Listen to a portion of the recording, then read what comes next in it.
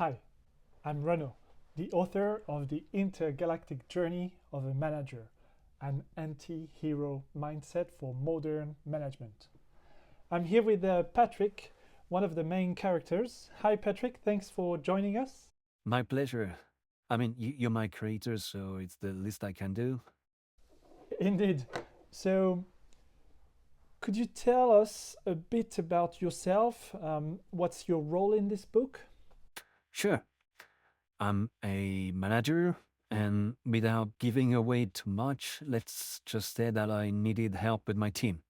So I embarked on this journey with Renaud, the anti hero coach that you created too, um, visiting galaxies and planets in the universe of management. Did I spoil too much already? Don't worry, that's fine. So, what's the most important lesson you've learned on this journey?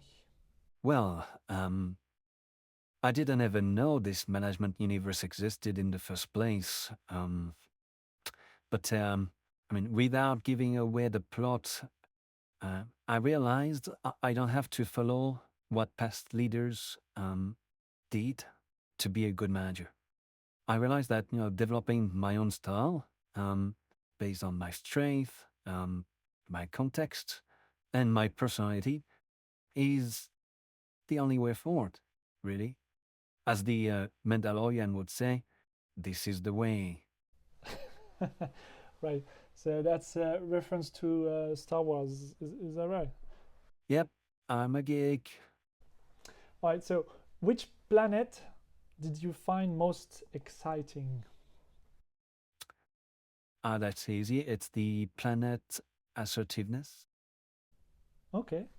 Why is that? Well, the jetpacks. All right. The jetpacks. Yes, they gave me a thrill. I mean, definitely not the planet servant leadership, though. I can't handle any more hot sauce contests. I hope you don't include another one in the next book, or you'll need to find a new character. I tell you that. By the way, why did you name me Patrick? Right. Well, it comes from the Roman name Patricius, meaning nobleman or father. I thought it would be a fitting name for manager. But honestly, the real reason is that I like the sound of it. I mean, it's fairly common name too, so it makes it more relatable.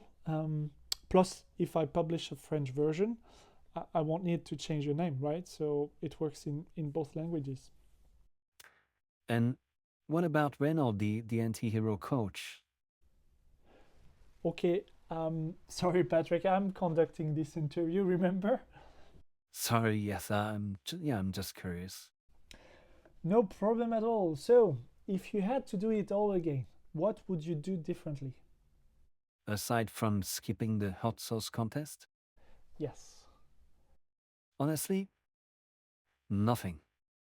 I mean, I'm happy with the lessons I've learned and all the experiments I've done. So, I mean, maybe Reynolds could have guided me a bit more. But if he had, I might not have explored the planets that gave me those valuable insights. So, no, I wouldn't change a thing.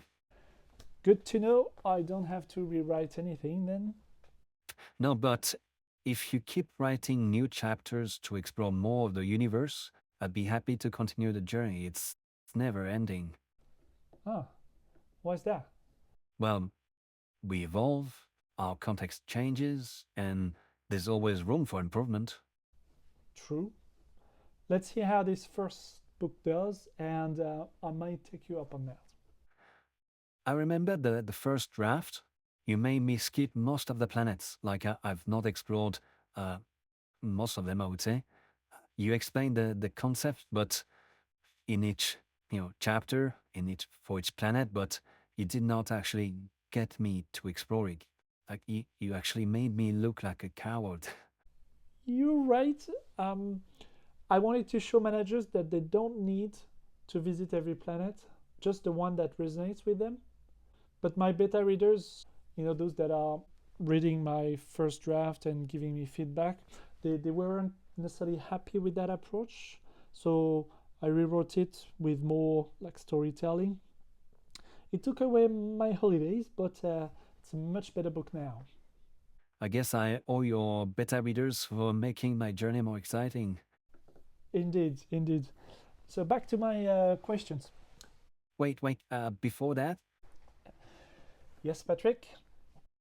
I love the illustrations. I mean, the planets are exactly how I saw them during my journey. And the cover, I love that too.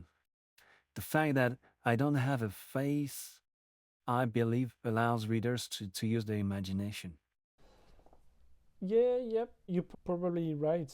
I mean, the illustrations, the planets that they were done by Anne Bosquet, and yeah, I mean, working with her was such a great experience. She handled all of the creative work. I just described the planets, and she proposed a few versions that worked really well. And the cover was by Ethan Pingo. Fun fact: it only took two versions. Same for the planets actually, but the only changes were your style, Patrick. The clothing, the haircut, the posture, and we gave you a tablet as well, like an iPad. Much appreciated. Well, that change was thanks to Natalie Bagade, my publishing coach. She thought your first look was too outdated. So you should thank her, really. So, what made the book feel real to you? Well, first, the when the template transformed it from a big text file into a book format.